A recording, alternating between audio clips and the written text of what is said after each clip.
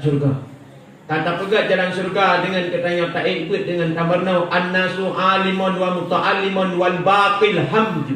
Pegat dari Rasulullah lam manusianya yang bermanfaat udik adalah orang yang na ilmai, wal muta'allim dan orang yang berilmu, wal baqi selain daripada orang yang na ilmai dan orang yang menuntut ilmai, selain daripada orang yang ketinggalan daripada dua bawahnya hamju.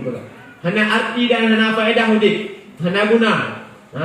Lam malam. Kemudian berkata Rasulullah hadis lain, man lam yaqdan bil mautil aliman fahuwal munafiqun fa innahu la musibatan a'zamu min mautil aliman.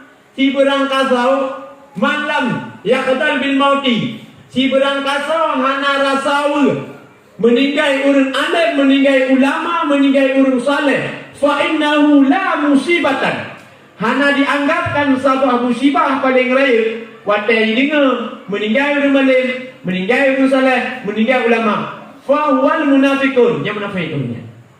Auzubillah. Jadi salah satu katanya orang yang munafik, yang hana duka cita, hana urus, hana gundah ketika saat meninggal ulama.